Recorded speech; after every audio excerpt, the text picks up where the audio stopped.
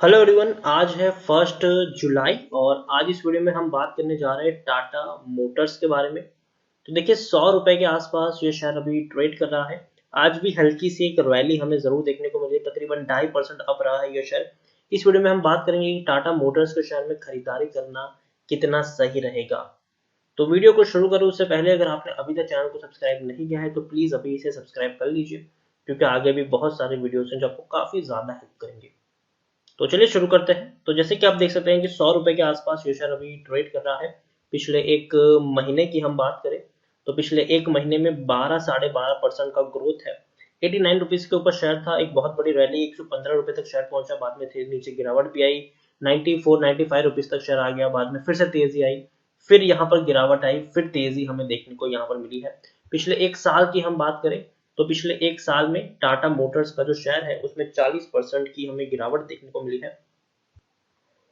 तो 40% की गिरावट है। आप देखिए, 200 रुपए के लेवल से शेयर टूटता हुआ नीचे आया था, 65 रुपए तक पहुंचा, बाद में बढ़िया रैली 115 रुपए तक पहुंचा, फिर से इसमें गिरावट आई हुई है।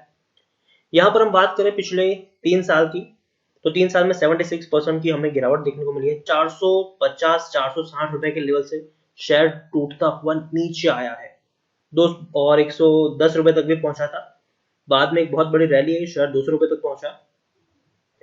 और ये वो वक्त था जब एक बहुत बड़ी गिरावट आई थी। आपको देख सकते हैं कि शेयर था यहाँ पर 240 पर 110 रुपए तक पहुंचा। रीजन ये था कि ये पूरा जो वक्त चल रहा था तब जो जैगुआर लैंड रोवर है वो अच्छे से परफॉर्म नहीं कर रहा था, उनको लॉस हो रहा था, गाड़ियां उनकी बिक नहीं रही थी।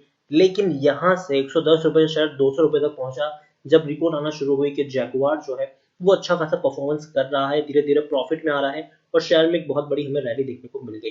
लेकिन उसके बाद एक वापस से शेयर नीचे टूटा, 65 रुपए तक शेयर आ गया, अब वापस रैली की तरफ शेयर आगे बढ़ा है। पिछले 10 साल की हम बात करें तो 10 साल में टाटा मोटर्स का जो शेयर है उसमें 33% की गिरावट देखने को मिली है। तकरीबन 600 रुपए के लेवल से शेयर टूटता हुआ नीचे आया है। आप देखिए, कंटिन्यूअस एक बहुत बड़ी गिरावट हमें यहाँ पर देखने को मिली है। यहाँ पर हम देखें तो 30,000 करोड़ के आसपास का इसका मार्केट कैप है, लार्ज कैप स्टॉक है ये। एनएससी में अगर हम देखें तो 5 करोड़ से भी ज्यादा का इसका वॉल्यूम ट्रेड देखने को मिल रहा है। शेयर होल्डिंग की बात करें तो प्रमोटर के पास 42.39% की होल्डिंग है, 16.84% की होल्डिंग एफआईएस के पास है, 6.14% की होल्डिंग म्यूचुअल फंड के पास है, इंश्योरेंस कंपनी के पास 6.94% की होल्डिंग है, नॉन इंस्टीट्यूशनल इन्वेस्टर के पास 27.19% की होल्डिंग देखने को मिल रही है।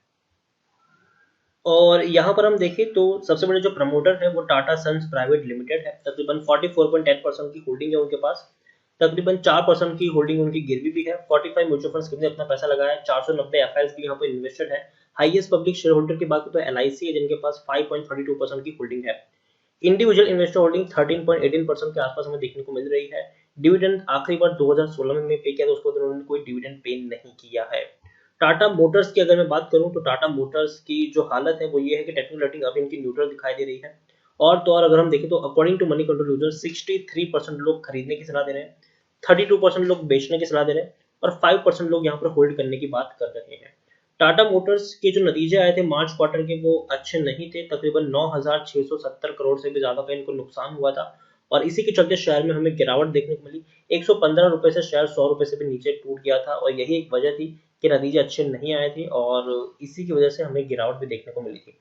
हालांकि उससे पहले तकरीबन 1950 करोड़ का फायदा था, सितंबर में भी 175 करोड़ का प्रॉफिट था, जून में 3,430 करोड़ के आसपास का इनको प्रॉफिट सॉरी लॉस हुआ था, मार्च में 1,150 करोड़ का फायदा हुआ था इनको।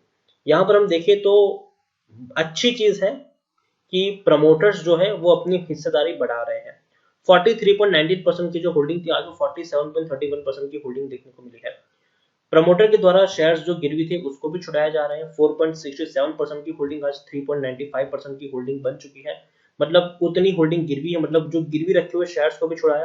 प्रमोटर के द्वारा जो हिस्सेदारी थी वो प्रमोटर अपनी इंप्रूव भी करे, बढ़ा भी रहे हैं।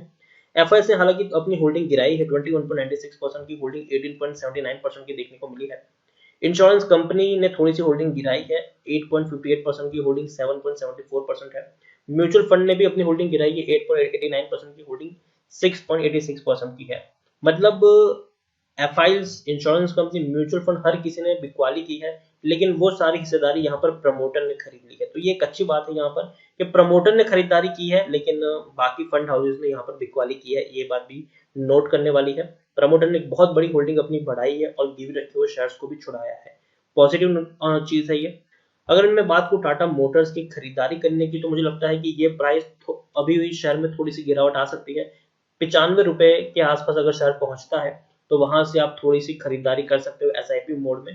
पहली चीज। दूसरी चीज, अगर आपने खरीदारी ऑलरेडी की है तो आप बने रहो, और अगर यहाँ से गिरावट आती है तो आप थोड़ी और क्वांटिटीज यहाँ पर ऐड कर सकते हो, और इस तरीके से आप अपना जो पोर्टफोलियो है उसको बढ़ा सकते हो। ओवरऑल मैं आपको यही कहूंगा कि खरीदारी की है तो बने रहो और गिरावट में खरीदारी करो। गिरावट आना संभव है, ऐसा नहीं है कि गिरावट यहाँ से नहीं आएगी। और दूसरी बात, अगर आपने खरीदारी नहीं की है तो जब शेयर 95 रुपीज तक जाता है तो वहां से आप छोटी छोटी क्वांटिटी में खरीदारी कर सकते हो, और एक साथ सारे के शेयर्स खरीदने की गलती मत करना। अगर शेयर 95 रुपए तक जाए, अगर आपको 100 शेयर खरीदने हैं तो 20-25 शेयर आप 95 रुपीज के लेवल पर खरीदो, और 20-25 शेयर आप 90 रुपए के लेवल पर खरीदो, और 20-25 शेयर आप 85 रुपए के लेवल पर अगर शेयर जाता है तो और खरीदारी करो। तो इस तरीके से आप यहाँ पर स्ट्रेटेजी बनाइए, और एक साथ सारे के सारे एक ही प्राइस पर खरीदने की गलती बिल्कुल भी मत करिएगा। निवेशित शेयर अच्छा जरूर है, लेकिन रिकवर करने में वक्त लगेगा इसको, क्योंकि लॉकडाउन खुल तो जरूर गया है, लेकिन अभी भी अगर हम बात करें तो सिचुएशन अभी भी उतनी अच्छी नहीं है। केसेस बहुत तेजी से बढ़ रहे हैं। तो इसीलिए मैं यही कहूंगा आपको कि खरीदारी एसआईपी मोड में करो। खरीदारी की है तो बने रहो, और अगर गिरावट आती है थोड़ी और क्वांटिटीज को ऐड करते जाओ।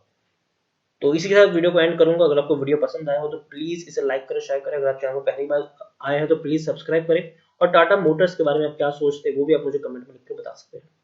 Thank you.